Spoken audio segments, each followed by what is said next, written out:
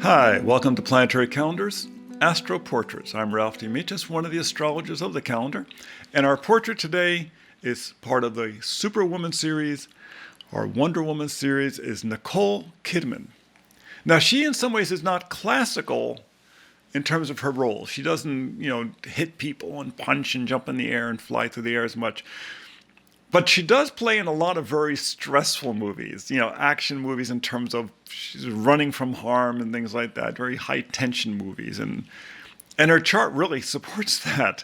What's interesting is that we had done the chart from Mila Jovovich, who, of course, played in The Fifth Element, among other things, who is a Sagittarian with a Gemini moon.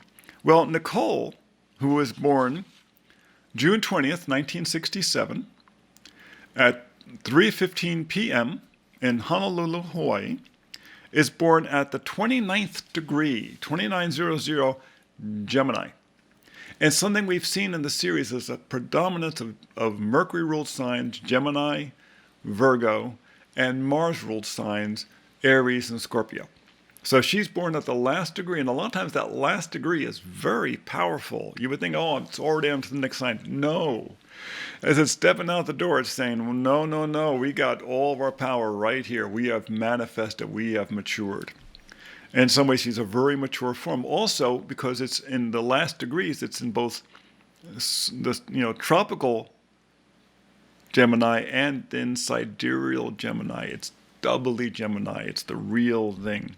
She also has it conjunct Pallas Athena, the warrior goddess in Gemini. So she comes as very youthful, as in some ways unattainable, as, kind of up the pure Athena spirit. And I think she's like 6 foot tall or 5'11". I mean, she's very much an Athena type character, that warrior goddess. You could definitely use her for a sculpture of Athena with her bow. She would have, worked very well, and of course with the red hair. To continue with the martial energy, she has Scorpio rising. Okay? Not only does she have Scorpio rising, she has the South Node conjunct there.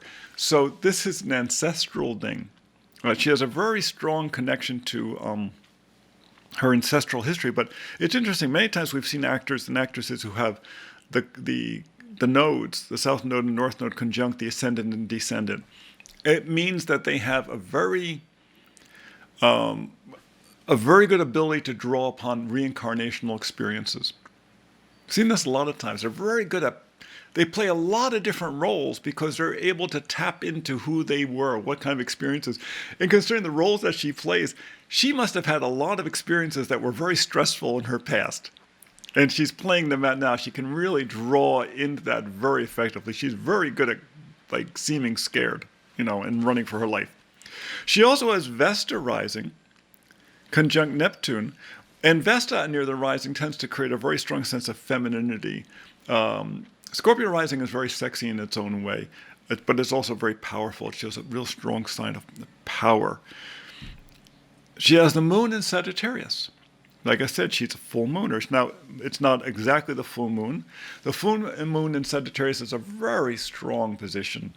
We actually consider it the secondary rulership of the moon, in that it has the flexibility of the moon, but it has the optimism that comes with Jupiter.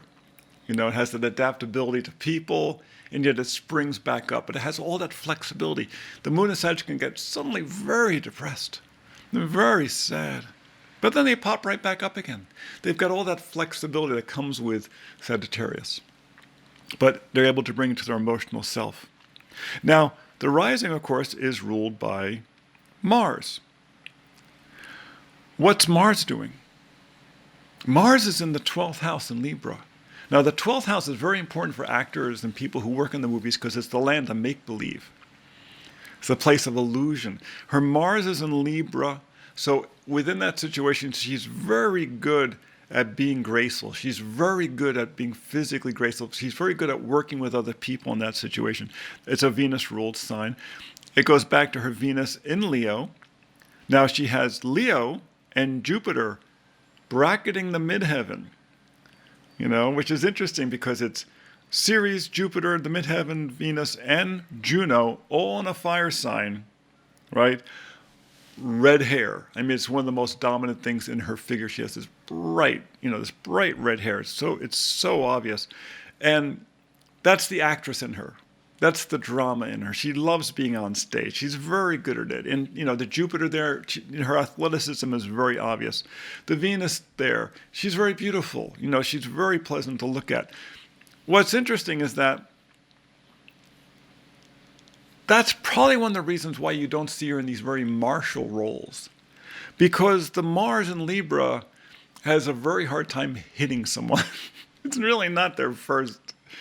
They're much more happy to reach out a hand and help you, or reach out and say hello, or find some way in which we're going to resolve this difficulty. It's the strong Gemini and the Scorpio rising that makes her want to go, boo! Really inclined her. There's no one really likes the concept of scary movies like a Gemini. If you actually go back to a lot of the actors who worked in very scary movies, a lot of Geminis, the classic guys so many of them were Geminis. It's just something playful about this. It's like the little child who loves, scary movies, loves scary stories. We get older, we've been scared enough. We don't need scary stuff. When you're young though, the excitement of it. And that's very, very much that Gemini. What's interesting is that she doesn't have, she doesn't have a lot of planets in Gemini. She has just the Sun and Pallas Athena in Gemini. Who controls the Gemini? Mercury. Now, admittedly, it is late in Gemini, so it's powerful. But who controls it? It's controlled by the Mercury in Cancer, which then goes back to the Moon in Sag, which then goes to the Jupiter in Leo, which then goes back to the Sun in Gemini. So it's got this circuit going on. What's interesting is that where is the Sun and Pallas? It's in the 8th house. The 8th house is the house of Scorpio. It's the house of Mars. So she has her Sun in a martial house, right? She has the Neptune and Pallas in the 1st house. It's a martial house.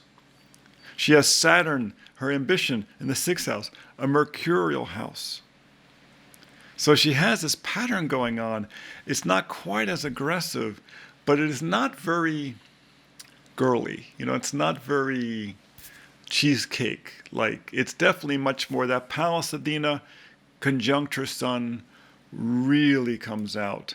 What's interesting is the Mercury in Cancer. I think it's one of the reasons why you do associate her to having children. She's done a lot of roles where she's been a mother of children. The Mercury in Cancer in the 8th house. I think that's one of the reasons where it shows up.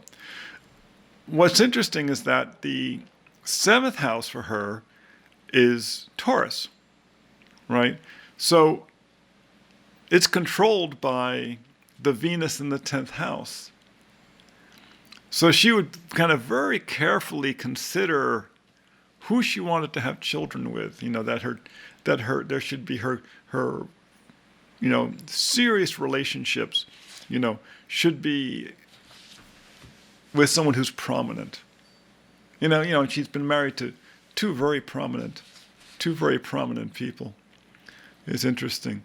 That Taurus in the 7th house, Taurus is a Venus-ruled sign. It's in the Venus-ruled house. This is one of the things that happens when you have Scorpio at a Mars-ruled sign in the 1st house. You now have a Venus-ruled sign in the 7th house. That dynamic is being repeated. It puts Leo at the 10th, so success in career becomes very important to them. Prominence in career. That's not necessarily true. You see, with most people, like if you think the classic thing where you have Capricorn in the 10th house, among billionaires, the least number of them are Capricorns.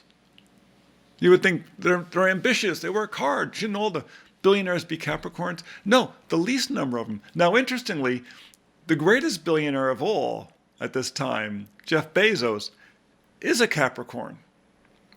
But most of them aren't. The greatest number, I think, are actually Pisceans, among others. And there's quite a few Virgos up there. But, for for her, it wasn't really about keeping her nose to the grindstone in career. Hers was about visibility, being successful. Jupiter and Venus and Leo in the 10th house. Juno, marrying someone else prominent. Ceres, moving projects along. Being an influence, but really put me where I can be loved and admired. That was very much her program. The fact that she has Scorpio rising and the sun in the 8th house in Gemini, there were definitely going to be some scary movies along the way, some stressful movies along the way, and some exotic movies along the way. 8th house, you get into some pretty deep places. So that's the chart of Nicole Kidman. It's not classic to some of the others, but there's a lot of variations in these different charts, but I think it's really interesting. We keep seeing the strong, Mercury and Mars ruled energies playing out, the powerful women. Until next time, you can find us at Planetary Calendar Astrology on YouTube. Please subscribe. You can see our forecasts for the coming week every Friday. You can see our portraits every Tuesday. You, of course, can also find those at planetarycalendar.com, where you can find our calendars and our books because you want to know what's going on. Until next time, be well.